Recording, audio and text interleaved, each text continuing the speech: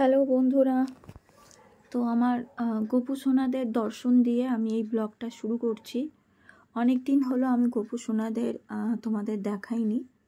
তো আমি গোপু সোনাদের ভোগ দিয়ে দিয়েছিলাম। তো ভোগ দিয়ে তারপরে আমি ভোগ তুলে নিয়ে থালা বাটিগুলো তুলে নিয়েছি, নিয়ে এবারে গোপুর একটু বাদাম আর জল ঢাকা দিয়ে রেখে দিলাম। তো কিছু না কিছু একটু ঢাকা দিয়ে রাখতে হয়, তো আমি ওই জন্য একটু বাদাম আর একটু জল আজকে ঢাকা দিয়ে রেখে দিয়েছি। তো এরপরে আমি যাব রান্নাঘরে। তো দেখে নাও ভালো করে আজকের আমার গোপু সোনা দুটোকে। তো চলে এসেছি রান্নাঘরে। এই দেখো আমি ভাত বসিয়ে দিয়েছি। এই যে ভাত বসিয়ে এবার আমি আজকে রান্না করব ফুলকপি। তো চলো আজকের এই ফুলকপির রেসিপি তোমাদেরকে আমি দেখাচ্ছি। তো ফুলকপিগুলোকে আমি আজকে ভালো করে কেটে নেব, যেটা সবাই করো, এটা নতুন করে বলার কিছু নেই।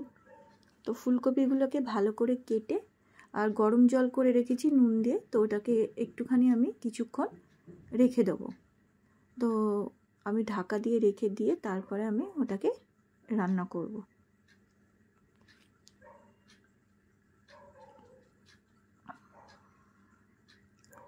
তো এবারে দেখো আমি ফুলকপিগুলোকে ভেজে নিয়েছি। তো ভালো করে লাল লাল করে ভেজে নিয়েছি। তো তার আগে আমি গরম জলে ফুলকপিগুলোকে চুবিয়ে রেখে দিয়েছিলাম কিছুক্ষণের জন্য। তারপরে আমি ভালো করে ধুয়ে আর ফুলকপিগুলোকে লাল লাল করে ভেজে নিচ্ছি। তো এর মধ্যে একটু সামান্য হলুদ দিয়েছি, দিয়ে এটাকে ভালো করে ভেজে নিয়েছি। তো এবারে আমি ওই তেলের মধ্যেই দিয়ে দিচ্ছি, ওই ভাজা তেলের মধ্যেই তো দিয়ে দিচ্ছি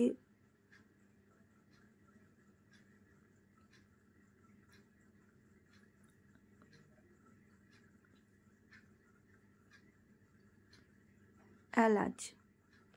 তো ভাজা তেলের মধ্যেই দিয়ে দিলাম, যতটা তেল বেশি হয়েছিল তো তার মধ্যেই দিয়ে দিলাম দুটো এলাচ, একটা তেজপাতা, দুটো ফুল আর একটা দালচিনি। এবারে দেব এর মধ্যে একটু জিরে, গোটা জিরে। এই যে গোটা জিরে এর মধ্যে কিছুটা দিয়ে দিলাম, সামান্য তো দিয়ে দিলাম। তারপরে যেহেতু এটা নিরামিষ তরকারি, তো তারপরেই আমি এতে দেব সামান্য হিং, কারণ নিরামিষ তরকারিতে তো হিং না পড়লে টেস্ট হয় না। তো আমি আজকে রান্নাটা পেঁয়াজ ছাড়াই করছি। তো এরপরে আলুগুলো, ধুয়ে রাখা আলুগুলোকে দিয়ে দিলাম, দিয়ে ভালো করে আলুগুলোকে লাল লাল করে ভেজে নেব।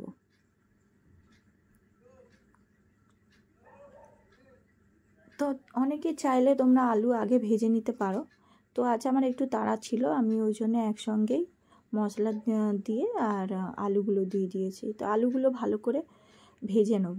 তো এবার একটু দিয়ে দেবো সামান্য হলুদ ভাজার সময়, তো আলুর রঙটা একটু ভালো হয় হলুদ দিলে। তো ভালো রঙের জন্য আমি একটুখানি সামান্য হলুদ দিই। তবে ভালো করে এগুলোকে আলুগুলোকে ভেজে নিচ্ছি।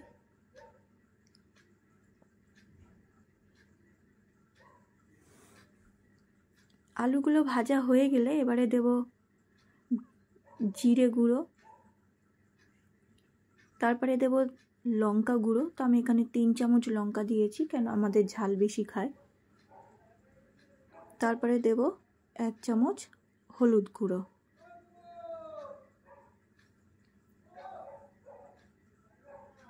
একটু গোলমরিচ গুঁড়ো তোমরা দিতে পারো। তো দিয়ে ভালো করে আমি এগুলোকে কষে নেব। তো তার মধ্যেই দিয়ে দিলাম ফুলকপি, ভেজে রাখা ফুলকপিগুলোকে। তো ফুলকপিগুলোকেও ওর মধ্যে দিয়ে ভালো করে কষে নেব কিছুক্ষণ ধরে, তাহলে ফুলকপির মধ্যে মশলাগুলো ঢুকে গেলে টেস্টটা ভালো হয়।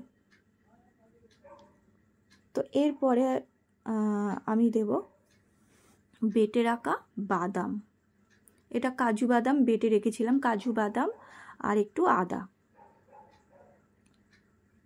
তো দিয়ে এটাকে আমি ভালো করে নাড়াচাড়া করে এটাকে একটু কষে নেবো, বেশিক্ষণ না, যেহেতু বাদাম দিয়েছি বেশিক্ষণ না, এই 1-2 মিনিটের মতো একটু নেড়ে চেড়ে নেব। ভালো করে একটু কষে নিয়ে তারপরে জল দিয়ে দেবো।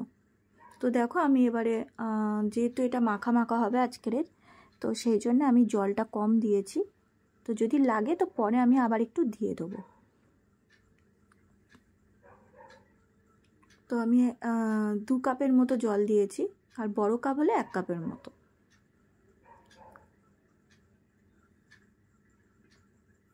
তো এরপরে দেবো 1 চামচের মতো নুন দিয়ে আবার একটু নাড়াচাড়া করে নেব। কারণ নুনটা নাড়াচাড়া করে এরপরে দেব আর একটু চিনি, যেহেতু নিরামিষ তো একটু চিনি দিলে ব্যালেন্সটা ভালো থাকে তরকারির। তো এবারে সব কিছু ভালো করে নাড়াচাড়া করে মিশিয়ে নেব, নিয়ে একে 10 মিনিটের জন্য ঢাকা দিয়ে দেব।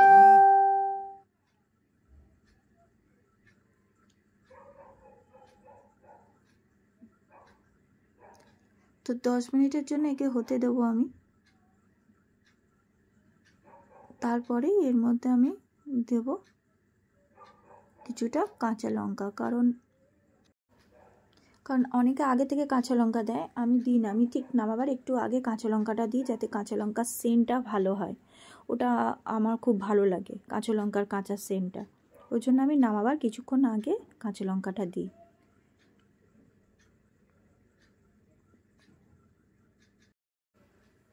তো এবারে দিয়ে দেবো সামান্য গরম মশলা।